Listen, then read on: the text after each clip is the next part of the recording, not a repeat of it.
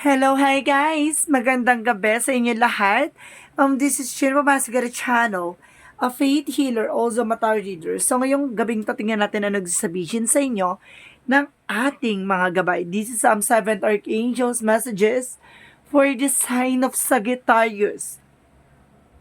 So, sagi, welcome to my channel. Ano kaya ang messages, advices, and spirit guides ang ating masasaga for today's video? Kanino naman kayang energy or kaganapan sa buhay mo ang ating makakagilap? So guys, this reading is general reading lamang, hindi lahat makaka-resonate. Kunin lamang po ang makaka-relate sa inyo and comment down below kung kaninong energy ang ating nasagap. And of course, don't forget to like and subscribe my channel and hit notification bell for more videos update. Sa mga hindi pa po nakakapag-subscribe sa aking channel, please click nyo na pa-subscribe button sa baba for all bell para updated kayo sa mga videos na i-upload natin every time in every moment. So guys, kumapit-kapit ka dahil ito na ang mensahe sa'yo ng ating mga gabay. Mag-shuffle lang tayo ng very light guys ha. Para mas plakado. And of course, guys, sa mga makaka-relate at hindi pa nakaka-relate, please comment down below your full name, birthday, and of course, your location, kung asan po kayo ngayon. Para sa mga susunod na reading, yung buhay nyo na or energy nyo na ang ating mahagilap or masagap. Guys, So, let's see what is the messages for you for 7th Archangel's messages. Angel Spirit Guides, ano ang mensahe sa iyo ng ating mga gabay? Okay. There is a temperance, a perfect timing. And of course, there is a 5 of Wands. Competitor, argument, diba? Kung sinasabi sa inyo dito na ginagabayan kayo ng ating Angel Spirit, even may mga tao sa paligid mo na against sa'yo, may mga tao na gusto kang kalabanin, may mga tao nakikipag-compete sa iyo. 'Di ba? Yung hindi ka naman nakikipag-kompetensya pero sila gusto makipag-kompetensya sa iyo, ginagawa kang competitor, no? My goodness. What is additional messages? There's an Emperor. Be mature and grounded. And of course, there's a mature man or a mature woman na may involved sa dito with the Magician card. There's a manifestation. Additional messages. Magician is manifestation, guys, And of course, there's a 3 of Swords. There's a recovery from the pain. Ibig sabihin, may mga bagay na, kumbaga, naka-recover ka na sa sakit ang naramdaman mo or mga pinagdaanan mo. And of course, there's a 5 of Swords. Okay, sinasabi sa'yo dito na protection naman yung sarili mo kasi mayroon ditong nagkakaroon ng self-sabotage, no? Mag-ingat ka sa pagbibigay ng informations. What is the temperance? Okay, there's a 4 of Pentacles. Collaborations or sinasabi sa'yo dito na there's protect your power, protect your energy. Protection naman yung finances mo. Okay, may divine intervention sa'yo, may mga paalala sa iyong angel spirit on how to manage or hold your finances. And of course, there's a hermit card. There's a soul searching, soul enlightenment. May kalaban ka raw dito nagbibigay sa'yo ng argue by spiritual. What the Emperor? What is the Emperor? There's a 3 of Pentacles. Collaboration, trabaho, negosyo, hanap buhay, no? Maging mature and grounded ka dyan. Yung gumagawa sila ng eksena pero you're still on your path, no? Nandun ka pa rin sa eksena mo, hindi ka tinag. So, what is the Magician? There's an Empress card. So, there is a masculine and of course a feminine energy by Taurus.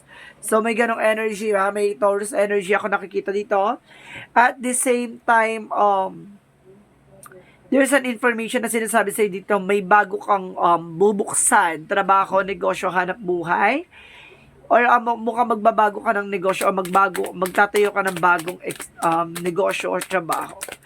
And of course, there's a justice card. See, makaka-recover ka na. And of course, maaring, there's a good karma na dumating sa'yo. And of course, bad karma para dumating sa kanila. There's a balance and justice will serve. What is the Five of Swords? There's a Queen of Pentacles, being practicality, sense of financial, no? Kumbaga, kailangan mo maging practical, hindi mo kailangan magpabudol or magpaulol sa kanila. Kasi susubukan kanila itong linlangin, utangan, lapitan, Mars, kineso, gainer. No? Kailangan maging mauta ka dito. What is the Temperance and the Four of Pentacles? There's an Ace of Cups. There's a new romance, no? Bagong love life na magpapatibok at magpapakilig sa'yo. What is the Five of Wands and the Hermit card? Offer for, diba? Offer for a lifetime. So, what is the Five of Wands and the Hermit card? There's a there's an everything is fine. So, ibig sabihin dito talagang tina-target ka talaga dito, Tio, no? Kumbaga, kinakalaban ka talaga, tinatrador ka, no? Kumbaga, there's a spiritual battle then at the same time, ginagawang ka by spirituality, no? Dinadasalan ka para mapatumba ka. So, what is the Emperor? And of course, the Three of Pentacles. But you're still on your ground, T, kahit na gano'n ang ginagawa sa'yo, diba? And of course, there's a Ten of Cups, there's an happiness. Diba? Naiinggit ko sa'yo kasi masaya ka. Diba? Naiinggit kasi you can do what you want. And of course, you can get what you want. And of course, this is the Two of Wands. There's a two-path. May dalawang eksena dito na pagdidesisyonan mo. No? May way. So, what is the Three of Swords in reverse? And of course, the Justice card. There is a Queen of Wands. There's a stability, control. What is the Five of Swords and of course the Queen of Pentacles? There's a King of Pentacles. There's a King and of course there's a feminine and masculine energy, no? Kumbaga, there's a partnership na nagbibigay sa iyo dito na eksena. So, maging practical ka na and of course secure about sa finances mo. Kasi meron ditong self-sabotage, susubukan kayo sabotahin ng inyong person, no? What is the Temperance, the Four of Pentacles and the Ace of Cups? There's a Knight of Swords. Magiging mabilis daw eksena na to. Parang paalala sa iyo to na, be wise. And of course, there is a Five of Wands and a Hermit card, and of course, everything is fine. O, see? Back to back, backstabbing tea. Diba? Talagang nire-recognize niya na talagang pababagsakin ka nito by spiritual. Talagang gusto kanyang makita na na walang kahit na diba? Protectionan mo yung sarili mo, ha? Itong tao na to, kinain na to sa inggit, oh. Itong tao na to, kinain na to talaga sa greedy niya or something na, kumbaga, yung inggit niya, diba? Nagiging na siya, eh. Nagiging devil na siya in the first place. At the same time, sinasabi sa'yo dito, protectionan mo yung grounds mo, ha? What is the Emperor, and of course, the Three of Pentacles and the Ten of Cups?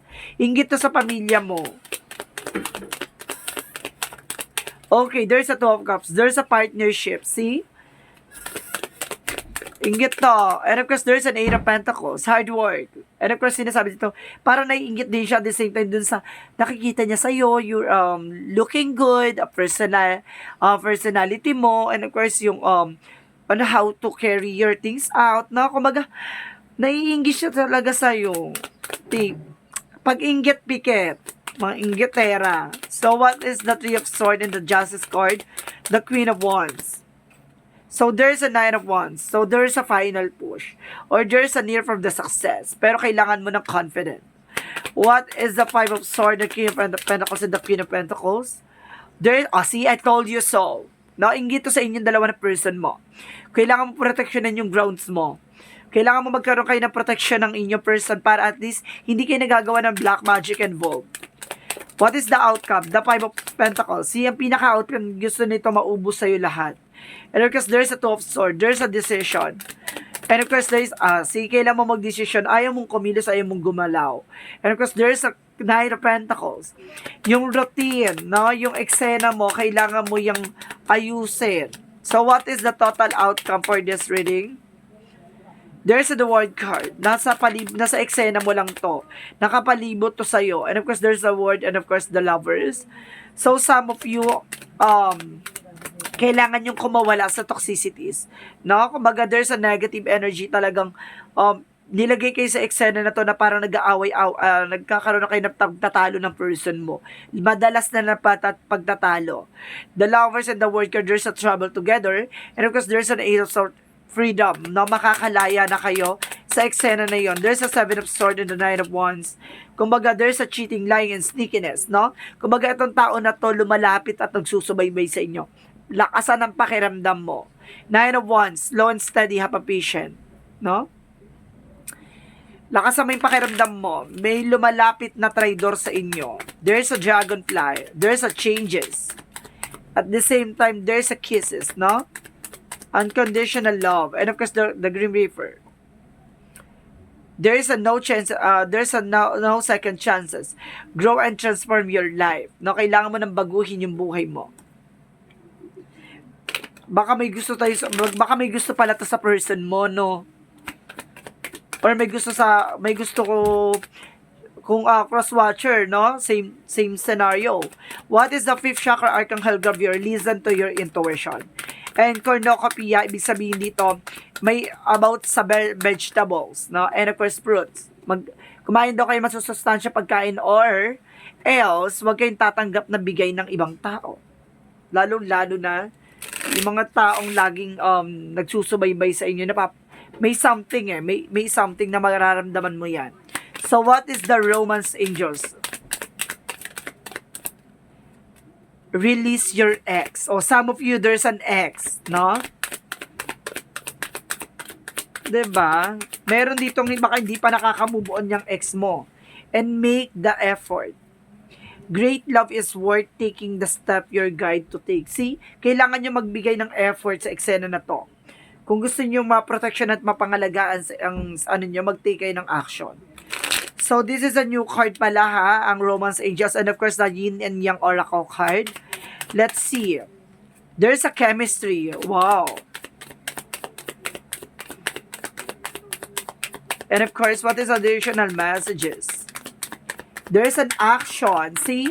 There's a beginning. Kung gusto mo magsimula ng panibagong eksena, kailangan mo mag-take ng action, no? Putulin ang mga negativity or toxicities or black magic involved na nakapalibot sa inyo.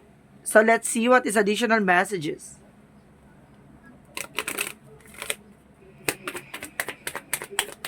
Okay, there's a judgment, no? Kumbaga sinasabi dito, I understand that everyone has their own unique path and challenges.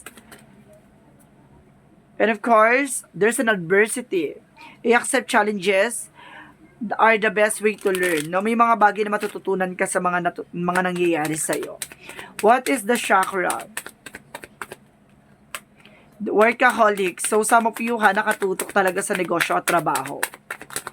And of course, there's a discovery. Marami ka madi-discover, no? Yung marami ka madi-discover sa paligid mo. Lakasan mo lang yung pakiramdam mo. So, what is additional messages? Okay. There is trust and of course, support by angels. Now, magtiwala ka lang daw sa ating may angel spirit na ilalagay ka niya sa tamang landasin. No?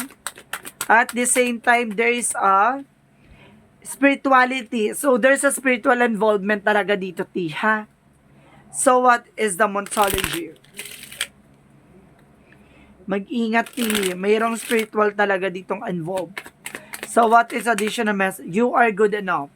Ikaw lang sapat na. And show the world the real you. Ipakita mo sa mundo, ipakita mo sa kanila kung sino ka talaga. And of course, kuha lang tayo isa. And of course, adjustment are required. Kailangan mo mag-adjust, ha? Huwag ka basta-basta nagtitiwala sa mga tao sa paligid mo. Protectionan mo yung grounds mo. What is Archangel Michael messages? Archangel Michael messages, ask Archangel Michael to help you from the situation. Humingi ka raw ng gabay kay Archangel Michael para makaalis ka sa situation. And of course, focus upon divine perfect health, no? Kailangan mo mag-focus sa sarili mo. Baka may mga nararamdaman ka na dyan. No? Hindi mo lang iniinda. And of course, admit to yourself and act accordingly. No? Kailangan tanggapin mo sa sarili mo kung ano man yung mga bagay na meron ka ngayon. Kung ano yung nararamdaman mo, kailangan mo maging totoo ka pati sa partner mo. And there's a yoga. Kailangan mo talaga ng exercise, and of course, sinasabi ng teaching, you inspire young people to learn. Na marami kang napapahangang ibang tao diyan sa paligid mo. Siguro kaya nga kayo naiinggitan ka eh. You are on the right path. Nasa tamang direction ka, T. So what is Jesus' loving quotes?